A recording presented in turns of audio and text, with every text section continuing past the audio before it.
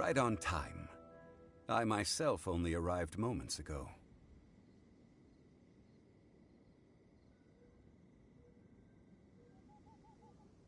Did you enjoy your visit to the Jade Chamber? It was so big and pretty and expensive. Paimon's never seen such a fancy schmancy place before. Indeed. It's second to none in all of Liyue. Then you met with Ningguang, I trust? What did you talk about with her? She's super rich and so generous. Paimon thinks she's very friendly.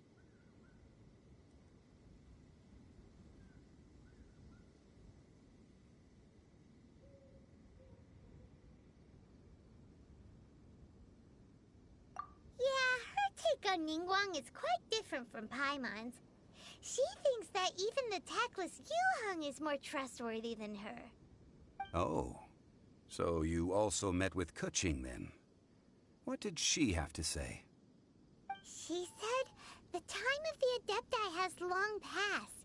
If even the Liyue Qixing don't want to face that truth, then what future is there for Liyue? No respect for the divine. Indeed, contrary to the ever-bold Keqing, Ningguang is more of a businesswoman at heart, though they are both members of the Qixing. Although she's friendly, there's no way of clearly discerning her true intentions.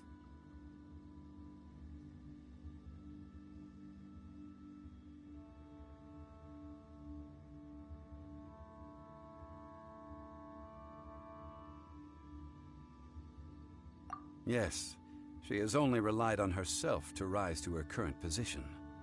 No ordinary person could ever achieve that. It's said that she's the one behind the constant expansion of the Jade Chamber. It's the second most important thing to her. Even if she ever gave up the position of Tianquan, she would never give up the Jade Chamber. The Jade Chamber is only second. What's the most important thing to her then?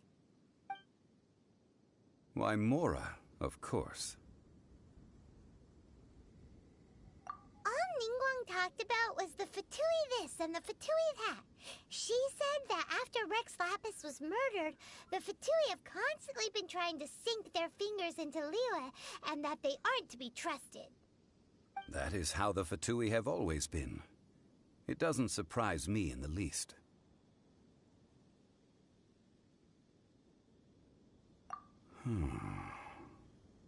No matter what they may be planning, you must be careful when dealing with the Fatui. Always be on your guard. So, is there anything we need to get for the rite of parting in Dihua Marsh? Yes, as a matter of fact, there is. Today, we'll be gathering wild glaze lilies. Glaze lilies? But why did we come all the way out here? Doesn't the garden in Yujing Terrace have some? Even Qingse Village has glaze lilies. Oh, right! Paimon remembers that Madame Ping is always tending to flowers. Maybe we could ask her. No. Those lilies have all been gardened by people. They won't do it all. Dihua Marsh used to be full of glaze lilies.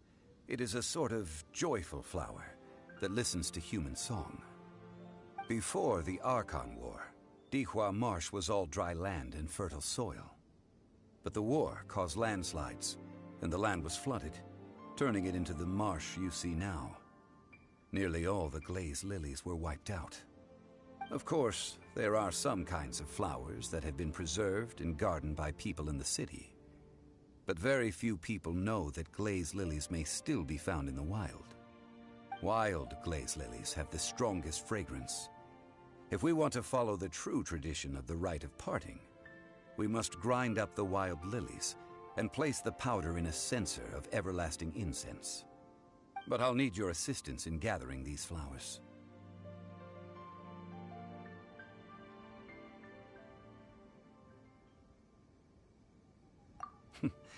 That's correct. Your singing will surely bring out the strongest fragrance from the flowers.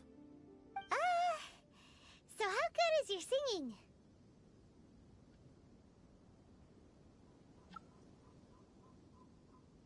Really? Why doesn't Paimon believe you? We'll only know once she starts singing.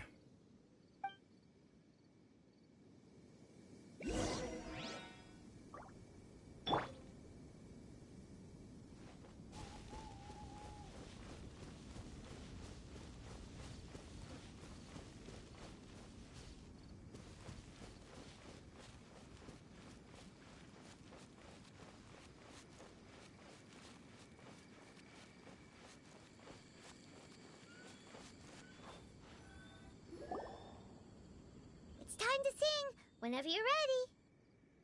Da da da da da da da da da da da. What happened? These flowers are jumping. They look really angry. Is it because you sang a song for Mondstadt that they don't understand here in Liyue? Shut up!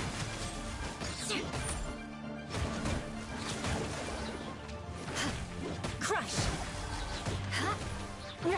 Good grief! Flood of frost!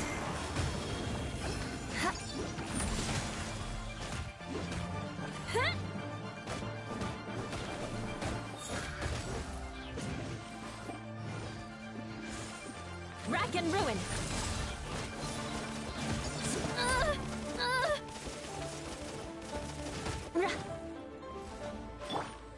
Wheel of Life.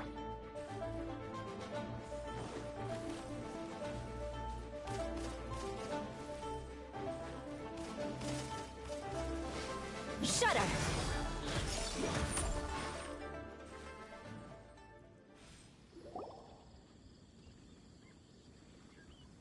Those weren't glaze lilies. Glaze lilies wouldn't hit people. This little monster is known as a whopper flower. Strange. These petals look interesting. The glaze lilies used as a disguise were buried with the whopper flower for too long.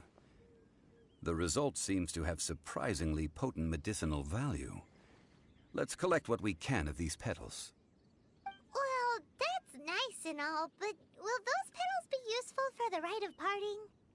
Unfortunately, no. That's so lame. Excuse me. Are you searching for glaze lilies? Oh, hey, it's... What's her face? Paimon can't remember. Hello, traveler. I'm surprised you still remember my name. Ah, that reminds me. How was your visit to the Jade Chamber? Well, it sure would have been better if you told us how to get up there. Didn't I tell you the way? Surely I did. Nope, we found the way on our own.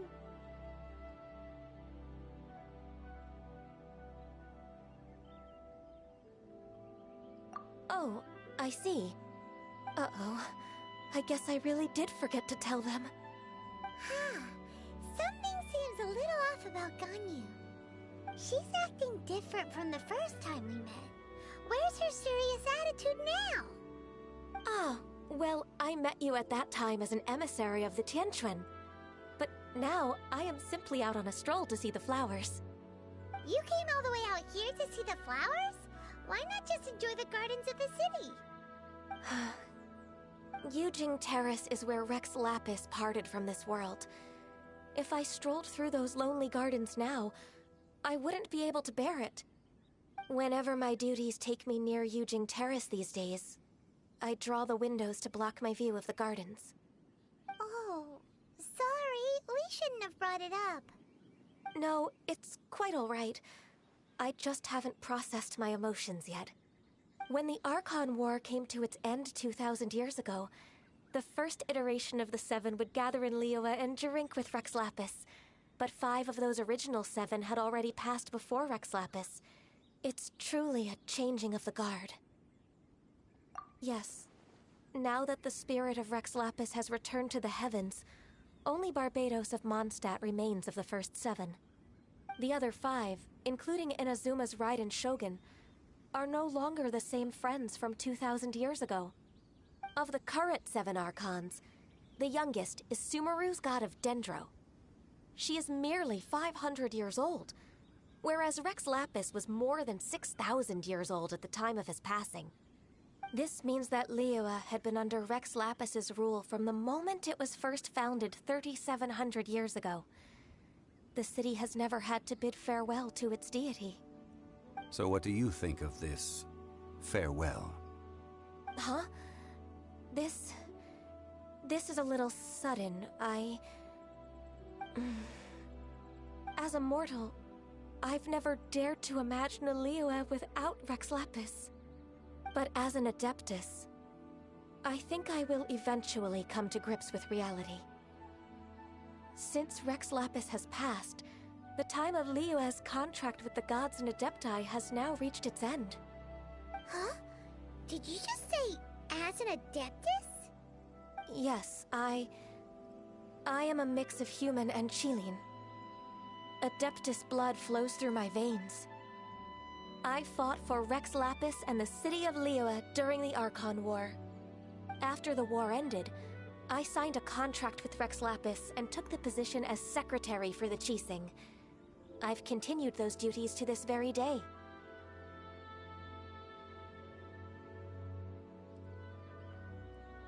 Well, let's save that conversation for another day. You say that you are here looking for glaze lilies? I also know where wild glaze lilies can be found. See, I've just picked one myself. Here, you may have it if you wish. We dare not refuse it. Oh, so did you sing a song before you picked the lily? Indeed, I did. I know this tradition well. In fact, I sang a local Liyue ballad to it. Wow, so you really know your stuff, too. Thanks, Gunyu. No, it is you who I should be thanking. If not for this chance meeting, I never thought that I would be able to contribute to the upcoming farewell for our ancient lord. If you would excuse me, I should return to my work now.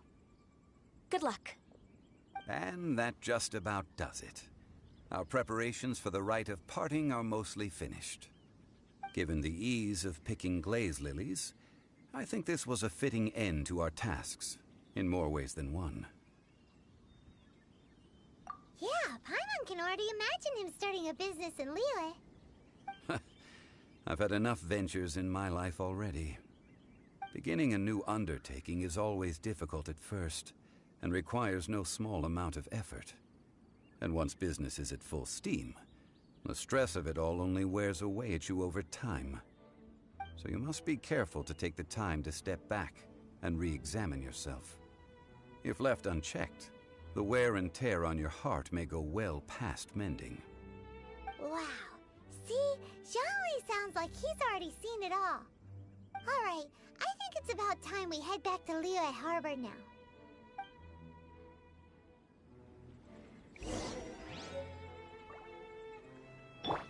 Life goes on.